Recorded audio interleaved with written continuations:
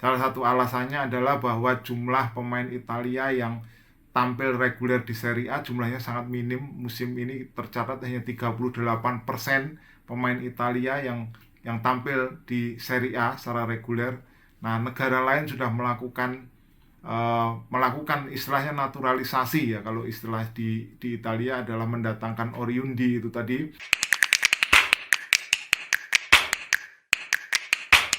Salam pemirsa, ketemu lagi di Titis Corner, dan kita tahu ada satu hal yang menarik tentang Matteo Retegui yang kembali mencetak gol untuk Italia ketika bertemu dengan Malta di kualifikasi Euro 2024. Ini tentu adalah sebuah catatan yang mengejutkan bagi Retegui karena hanya melewati 3 sesi latihan dengan tidak menguasai bahasa Italia, dia bisa mencetak 2 gol, masing-masing 1 gol dalam 2 laga debutnya bersama tim nasional Italia.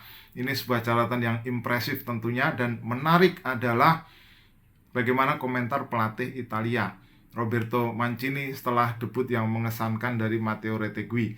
Jadi dia bilang, atau Mancini bilang, bahwa Retegui ini orang yang tahu cara mencetak gol, dan itu sudah saya lihat pada waktu saya mengamati atau melihat bakat dia.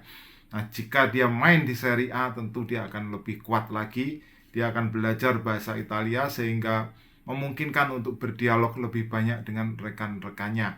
Dan karena performa yang bagus dari Retegui ini, maka Mancini secara tegas mengatakan bahwa Italia akan mencari oriundi-oriundi lainnya.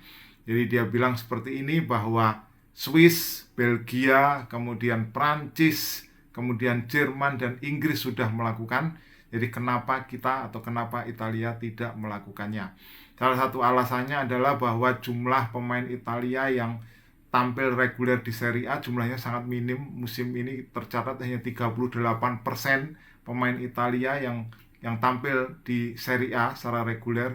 Nah, negara lain sudah melakukan istilahnya naturalisasi ya, kalau istilah di Italia adalah mendatangkan oriundi itu tadi. Itu sudah sangat banyak. Bahkan menurut Mancini, Swiss ini melakukan atau mengambil 15 oriundi dari 20 pemain. Nah, kalau kita melihat catatan tim nasional Swiss, memang betul adanya.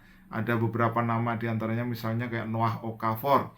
Ini ada keturunan dari Nigeria. Kemudian Granit Xhaka, ini ada keturunan dari Albania. Manuel Akanji juga itu ada keturunan dari Nigeria. Ada pula Ricardo Rodriguez, itu bek kiri yang memiliki darah Chile. Kemudian ada Denis Zakaria yang memiliki darah Kongo. Nah, itu semua bergabung dengan tim nasional Swiss. Jadi wajar seperti yang dikatakan oleh Roberto Mancini bahwa Italia kemungkinan akan mendatangkan lebih banyak lagi oriundi selain Matteo Retegui, karena toh Retegui sudah membuktikan bahwa dia bisa mencetak 2 gol dalam 2 pertandingan debutnya. Lalu siapa saja pemain yang kemungkinan akan didatangkan oleh Italia ke dalam barisan oriundi? Nah, kita melihat ada beberapa nama ya, nama-nama muda yang sebelumnya juga sudah kita bahas dalam video ini. Ada Bruno Zapelli juga di situ misalnya, tapi ada beberapa nama lagi ya. Setidaknya kita mencatat, media-media Italia mencatat ada 6 nama yang kemungkinan akan bisa diambil oleh Italia. Nah, pertama kita akan sebut nama Pedro Della Vega. Nah, ini pemain usianya 22 tahun yang membela klub Lanús di Liga Argentina. Posisinya adalah sebagai pemain sayap atau winger dengan tinggi badan 172 cm. Jadi dia sejak 2018 ini sudah memperkuat Lanús dengan catatan 6 gol dari 48 pertandingan. Jadi sudah cukup berpengalaman di Liga Argentina, Liga Domestik Argentina. Dan dia sudah memperkuat Argentina di bawah usia 20 tahun sepanjang atau sebanyak 12 laga, meskipun belum mencetak 1 gol. Situs transfer market memberi harga atau memberi taksiran harga kepada Pedro Della Vega ini sebesar 3,2 juta euro. Nah, berikutnya adalah Gianluca Prestiani. Ini disebut sebagai salah satu bintang terang dari Argentina yang memiliki darah Italia. Jadi dia membela Vélez Sarsfield dan usianya masih sangat belia, 17 tahun. Dia pemain yang menjalani debut di Copa Libertadores pada usia 16 tahun di Mei 2022.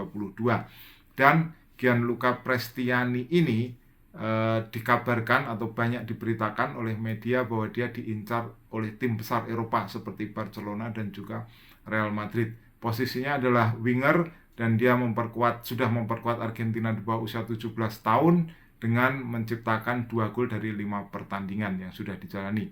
Nah, kemudian berikutnya adalah Nicolas Capaldo, pemain yang sudah cukup usianya sudah cukup matang ya, sudah tidak muda lagi, 24 tahun, posisinya gelandang, berasal dari Akademi Boca Junior, tetapi sekarang dia memperkuat RB atau Red Bull Salzburg di Austria. Nah, ini pemain yang sudah tampil bersama Red Bull Salzburg sebanyak 42 laga dengan 7 gol, dan dia memperkuat tim nasional Argentina di bawah usia 23 tahun pada 2019. Pada salah satu catatan di sebuah turnamen invitasi, dia mencetak gol ke gawang Brasil ketika itu. Nah, nama berikutnya adalah Maestro Puig.